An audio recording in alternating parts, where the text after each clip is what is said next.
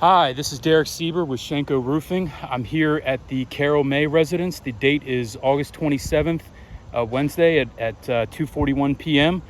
I'm here on the roof. This is the front slope and this is the back slope. The insurance carrier has agreed to 2 shingle replacements on the building, one down there on the front, and there's another one here on the pipe boot collar that they've given coverage for. And so we're here today to perform one of those shingle replacements to determine if the shingle can be individually repaired. So this right here is our test area. As you can see here, this is one of our damaged shingles. It's pretty badly creased across the top. And these are the failure points that we will be observing for if they occur. Pursuant to the Academy of Forensic Engineers, there's 5 potential failure points that can occur during a shingle replacement. They include creasing, tearing, material transfer, delamination, and granular loss. Delamination is not applicable here because this is a 3-tab shingle, not a laminate, so that one does not apply. And over here we have our control area. We use this to illustrate the condition of the shingle prior to the repair to the test area, and we have the same criteria. Again, delamination is not applicable, and none of the other 4 failure points exist on the control area. Again, we're at the Carol May residence, and I'm here by myself, so I'm going to be putting my tripod probably on this furnace stack, and then from time to time I will grab the camera and point anything out that needs to be pointed out, but just bear with me here since I'm by myself. Okay, so before I get started, we also have the shingle right here. It's a 3-tab, and then we have the industry tools we'll be using. This is an industry approved pry bar, and this is an industry approved roof hatchet hammer, and that's the shingle. So we'll go ahead and get started by breaking the tab on the shingles above so we can free the nails and go from there. Hopefully my phone tripod doesn't fall off during the course of this. There we go. All right, so I'll get started. First thing I'm going to do, obviously these 2 courses of shingle need to come up in order to handle that. That one's already broken.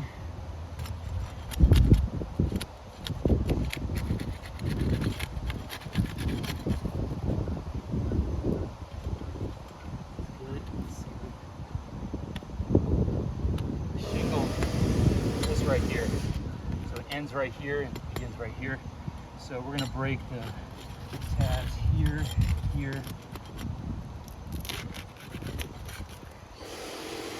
Yeah, had a little material transfer there as I was freeing the seals. You can see here that there is a chunk of aggregate missing now. It came right out. There's kind of a divot right here. You can see where it pulled the asphalt from the previous shingle. So that's one.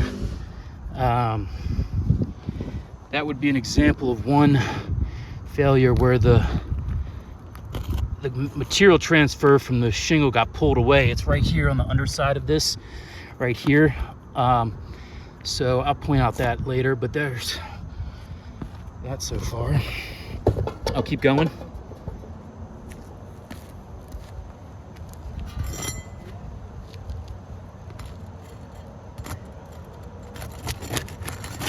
So this is the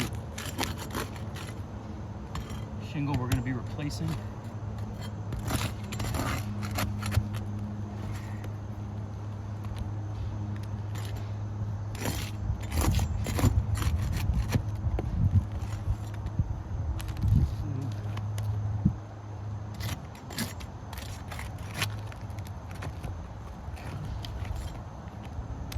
So I got the nails out of the first course. Now I'm going to take the nails out of the second.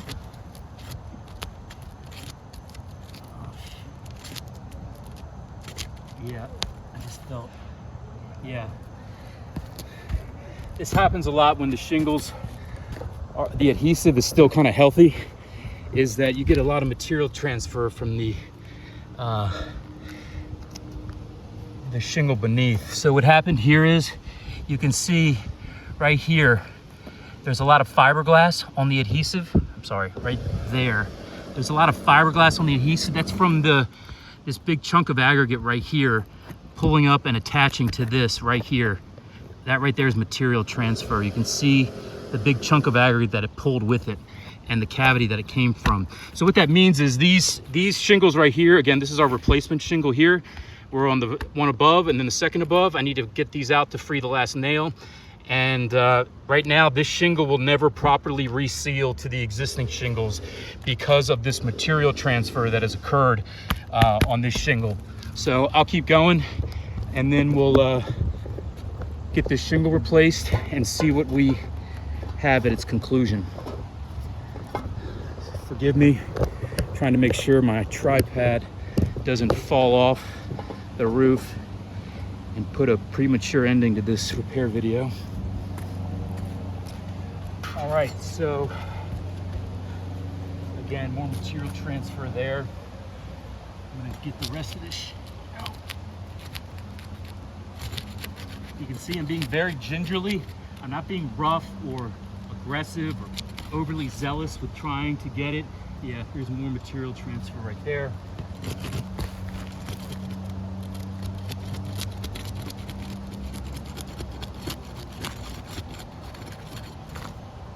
Yeah, a lot more there.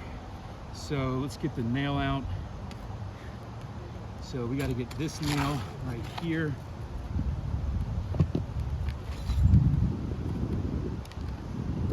And there's one more right here. Notice I'm being very careful not to pull the shingle too far back, just enough to get the nails out without tearing the shingles.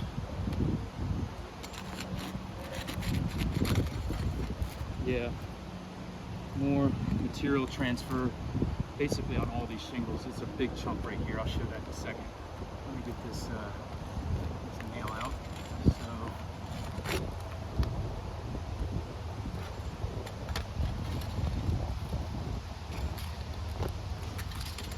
got that out. And this one.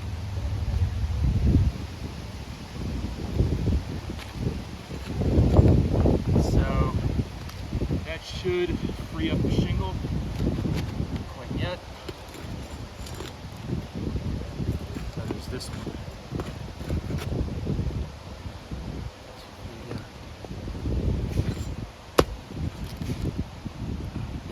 Again, this is the replacement shingle that I'm banging on. All right, got that, got that, got that, got that, got that. And this one's the last one. Here we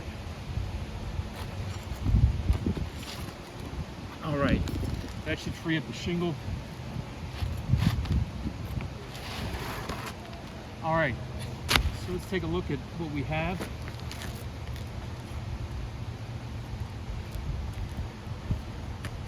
So we got our shingle out. We have a lot of material transfer that's happened.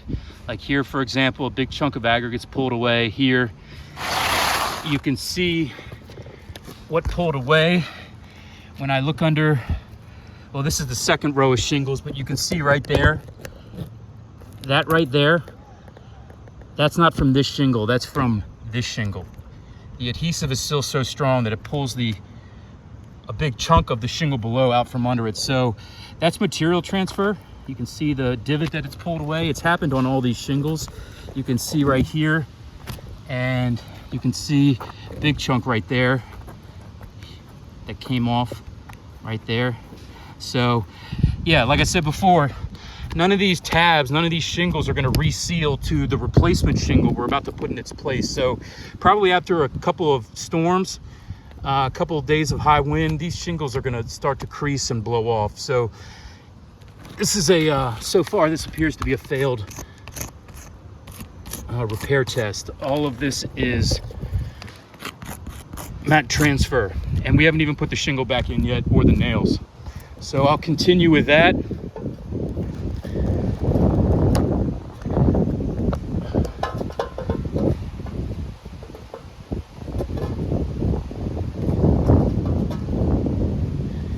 All right, so we got our shingle out, and we're going to put the replacement shingle back. Some shank nails. AJC has a magnetic head for the shingles. So I'm going to put my 3-tab back here, slip that in.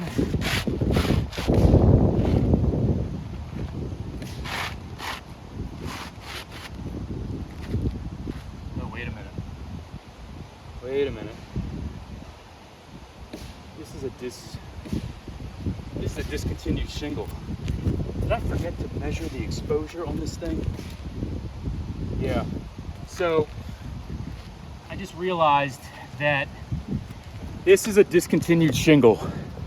I should have checked the measurement, and I didn't bring my tape, but I do have the shingle. I can send it to ITEL if necessary. But you can see here that I placed the replacement shingle completely even with the next shingle, but you see it's not it's got a shorter exposure. The 3-tab this has a longer exposure. This is the sealant strip that is supposed to get tucked under here. So this shingle should be set like this, so that the sealant strip activates on the old shingles. But you can see here the exposure is different. It's about a 1-inch exposure that it's that the old shingles are longer by, and this is a standard 3-tab XT25, a Certainty XT25 3-tab shingle. So this is well, I'm gonna have to put what I'm gonna do is I'm gonna do it, even though this shingle is not dimensionally compatible, I want to preserve my rights to pull an ITEL on this shingle to confirm that it's discontinued. But you can clearly see it's not dimensionally compatible with the existing, and there's probably a no mix letter on this shingle. So that means I can't use this shingle that I brought with me. I'm gonna have to, but I need the ITEL. Yeah, I'm gonna put this one back, and I'm gonna have to send that to ITEL. Just to preserve my arguments. But on the repairability alone, we're going to address that next after I put the shingle back in. We'll take a look at whatever failures occurred and go from there before we open up the talk about discontinued stuff. So I'm going to go ahead and nail this shingle back in with the nails that I brought, and we'll go ahead and wrap up this video.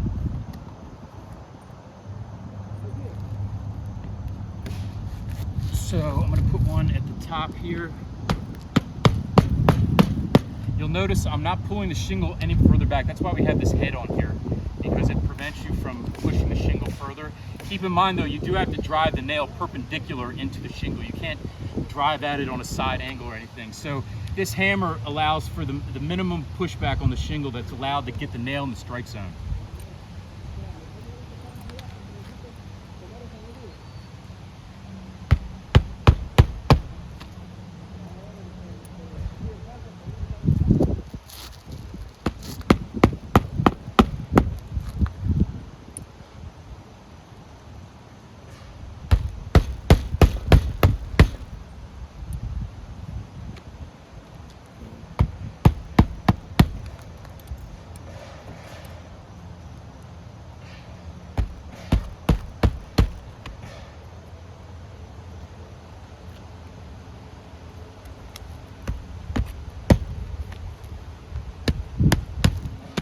All right, so let's take a look at what we got.